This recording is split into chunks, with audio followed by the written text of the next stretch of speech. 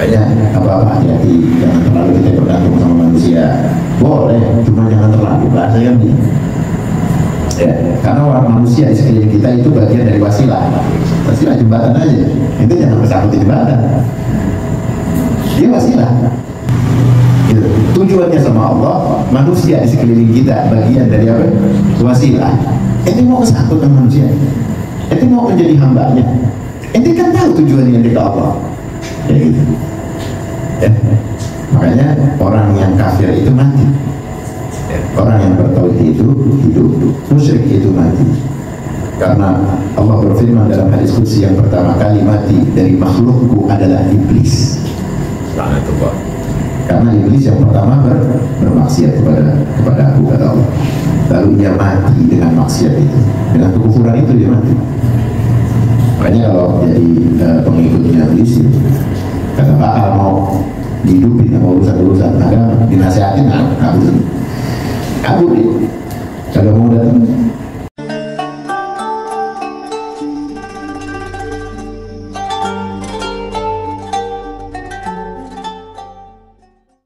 Beliau sendiri mengingatkan, jadilah kita tanah yang dipijak oleh mereka karena kemuliaan nawaitunya. Ngintil kan akhirnya kita jadi pijakan aja nggak apa-apa, bahkan kita jadi debu yang melekat itu nggak apa-apa. Ya, makanya inilah akhir zaman. Ya, ini apa kata beliau, pasar kemunafikan. Apa yang dikatakan, pasar kemunafikan telah turun dan muncul. Masya Allah, mal kedustaan telah bertebaran. Waduh udah suk itu dulu sebenarnya udah mall, sekarang udah mall ya. Karena ketika mall kedustaan itu telah bertebaran, janganlah bersanding dan duduk bersama para munafikin. Insyaallah, salam pendusta dan dajjalin. Ya, sungguh celaka bila Anda ya, dan jiwa Anda terselubungi oleh kemunafikan, kedustaan, kekafiran, kelajutan, dan kemusyrikan. Bagaimana kita bisa bersanding dengan itu semua? Kenapa kita bisa sampai ada orang yang bersanding dengan itu semua? Ya karena tidak pernah merasa terawasi oleh Allah Ta'ala. Karena itu kita harus berselaras dengan kendali, ya, kendali apa? Kendali tauhid, dari iman Islam kita. Penjarakan semua itu, penjarakan semua kebusukan dalam watak, ya, watak kemunafikan. Itu harus dipenjarakan. Karena ada orang yang memang punya sifat apa ya, munafik, jadi watak. Gua nggak enak kalau nggak kelihatan keren, gua nggak enak kalau nggak kelihatan soleh, rajin ibadah, karena gua butuh urusan dunia. Dia perlu munafik dulu. Sholat itu bukan karena Allah, gaulnya juga bukan karena Allah, dan terpaksa. Nggak ada tempat untuk bernaung, ya. Nggak ada teman untuk ditemani. Nah ini jangan sampai menjadikan watak kemunafikan itu lekat. Untuk kita ya di dalam apa? Ya sekarang zaman sekarang, masya Allah, ya, mall kedustaan rasanya. Jadi mall, mau model gimana tuh? Mau model gimana di mall kan ya? Model-model. Ya kedustaan itu model-model. Ya. Yang temen begini, ya yang kerabat begini, yang orang kepercayaan, yang kita anggap orang kepercayaan pun begini model. Ini masya Allah. Makanya kita minta untuk selalu minta perlindungan kepada Allah, berkhulwah menyendiri, taubat sama Allah.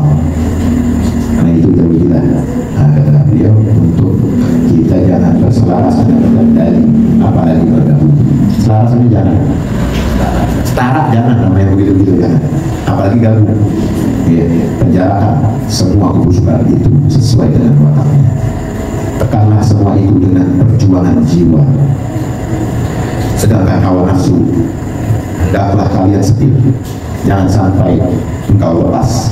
Sedikit engkau lepas, engkau akan dikendalikan olehnya. Masya Allah. Luar biasa. Ya. Jadi juga beliau mengingatkan, dikit aja kita lepas, bawa.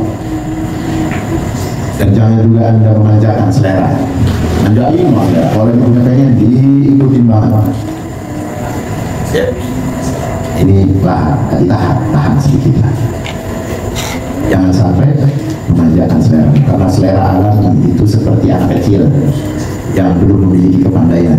Sebagaimana anak kecil itu, ya kita pernah ingat-ingat, kita juga mengingatkan anak kecil itu yang kurang ilmu untuk menerima penolakan.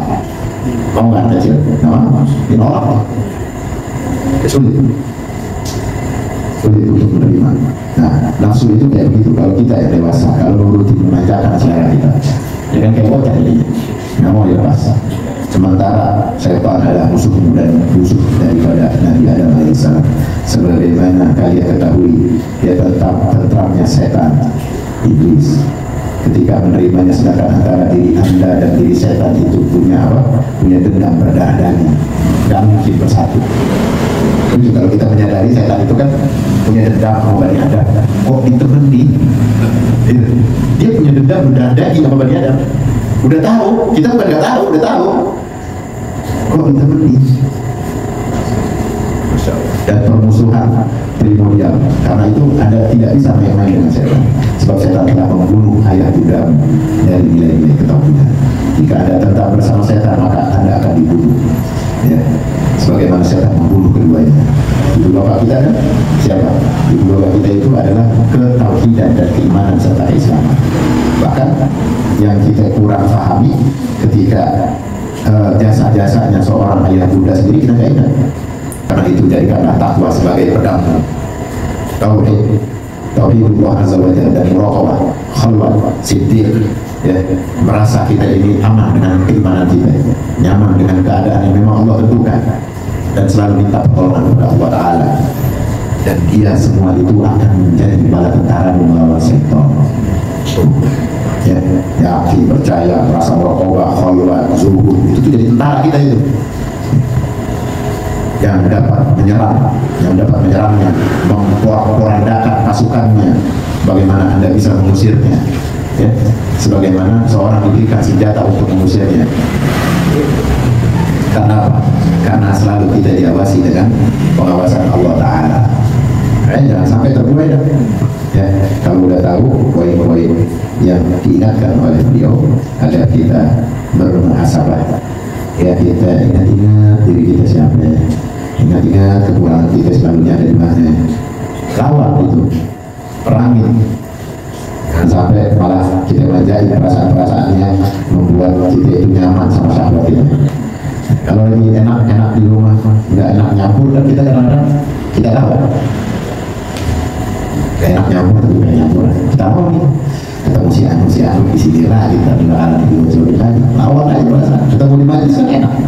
Ketemu di tempat mulia, ketemu di tempat khidmah, di rumah, ketemu di majlis, ketemu di masjid, ya, di acara-acara maulid, di majlis zikir misalnya. Karena ada nafsu yang membuat kita selalu terbuai dengan selera kita, akhirnya dijauhkan oleh Allah petunjuk-petunjuk yang membuat kita nyaman akan iman dan khalwat kita. Jauhi yang tadinya pengen amannya, entar dulu dah, dia tadi lagi asik sono. Apalagi kalau sampai dikit-dikit jauh diri yang tadinya nggak ada uzur nih, dibikin uzur. Gue lagi ada kerjaan nih, dulu-duluan dah. Jadi jadi alasan. Ya, akhirnya dia membuat alasan itu menjadi satu hal yang dimaklumi. Jadi kan akal-akalan setan dibikin aja. Itu yang membuat skenario namanya. Skenario berfungsi. Iya, ya, kita kenal aja. Bisikan-bisikan itu yang membuat kadang-kala kita paham, tapi kita nggak mau melawan. Ada perasaan kita itu gitu. Lagi sholat aja, kalau kita nggak mau aman kita buru-buruan gitu. Ini kerjain. Hilang itu perasaan khusyuk kita. Padahal sholat hari itu ya, adalah sholat yang istimewa dalam porsi khidmahnya dia sama ilmu, khidmahnya dia sama ulama, khidmahnya dia sama guru, ya, sama orang dekat, sama orang tua. Kenapa? Apa pengen dihilangin? Karena sholat itu sumber fondasinya amal di hari itu. Ya, nanti kita akan dapati satu majlis bahasan tentang bagaimana pentingnya untuk menjaga martabat sholat itu sendiri. Makanya kalau lagi ada panggilan sholat, panggilan kemenangan, panggilan menghadap, di saat-saat kita mengabdi, berbakti, ibadah, jangan malah diburu-buru. Coba dikhusuin sama Allah. Coba kita merasa ini bagian dari panggilan yang memang kita lagi ngadep Allah dengan kenikmatan waktu yang dan kita jalani. Karena lagi berkhidmat itu kan lagi nikmat. Lagi bersama teman, lagi bersama mami ini, lagi bersama anak, lagi happy-happynya. Coba. Sering nggak keadaan itu akhirnya bikin lalai? Sering. Setan pengen jalan. Buru, udah amat dosa sih. Oh, musuh balik mana kamu? Gue lagi di puncak, lagi happy-happynya pengen mancing. Ntar, kita sering aja, gampang itu. Pahala bagi lagi kita berita-berita. Itu momen itu dihilangin. Ada situasi tak ya? Ada. Tapi kalau kita berdoa, ya Allah, dalam hati yang bahagia, jangan sampai lalai mengingatmu ya Allah. Itu kita tarik lagi. Kita hajar setan dengan kezuhudan kita. Setan itu yang lagi bikin, karena pengen derajat kebahagiaan ibadah kita berkurang sebab kualitas sholat kita. Itu. Sholat itu beda dulu. Karena kan sholat jadi apa? Martabat, kemuliaan, waktu. Yang besok kali dulu ditanya apa? Sholat. Hari itu sholat kamu gimana? Saya membahagiakan orang tua, bahagiain anak-anak saya, ya Allah. Saya bahagiain teman-teman saya. Benar semuanya, tapi tidak begitu dianggap karena sholat itu tidak benar. Panggilan ketika menghadapku, kau mana? Itu nanti bangunnya. Waktu kebahagiaan siapa yang memberikan?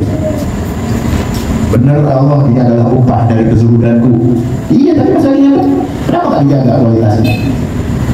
Kenapa tergoda sama setan untuk terburu-buru, melalaikan, bahkan maaf banget mengabaikan ketohurannya, kesuciannya? Ya dibikin main-main. Ada kalau lagi rame-rame, ada canda-candaan sama ibadah. Dibikin main-main. Alhamdulillah. Setan di sana tuh banyak pengen urusan itu. Jangan. Porsi-porsi kita atau di situasi-situasi bahagia, kita harus mengingat bahwa Allah senang berhadapan dengan orang yang dalam kebahagiaannya mengingat dan selalu kembali kepadanya.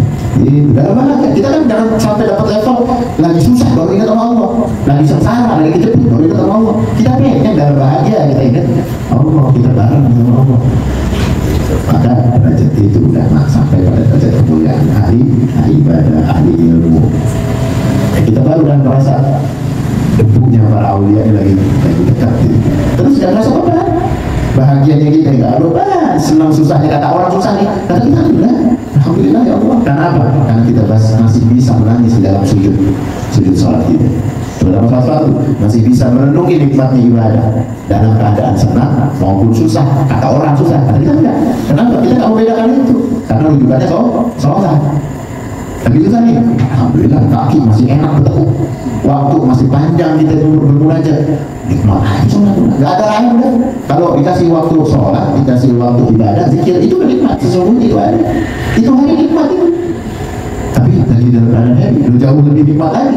Harusnya kita bisa bermunajat jauh lebih khusyuk. Ya Allah, alhamdulillah hari ini gak ada kemudahan dalam hati. Kau telah mencabut kesedihan dalam hati. Bersyukur kita Allah. Hari ini kau jadikan sholat ini terasa nikmat ya Allah. Padahal kita senang menjadi. Besok pas lagi susah, kita masih merasa happy juga. Kan kata orang susah. Lu jatuh berat anak lu, keluarga begini, anak bini begini, lu masih bisa sholat khusyuk. Nah ini makin jadi, masih bisa bahagia dalam sujud. Bisa karena syukur itu ada di situ. Masih merasakan nikmatnya ibadah. Alhamdulillah, semoga apa yang kita bahas, apa yang kita rangkum dari pembahasan ini menjadi kenikmatan sesungguhnya. Jadi menjadikan rujukan kita sebagaimana yang diharapkan oleh guru-guru kita, terutama oleh Sultan Aulia Syekh Abdul Qadir Jailani yang kita baca kitabnya, yang kita bahas dan kita kaji. Mudah-mudahan manfaat fi dini wa dunya wal akhirah.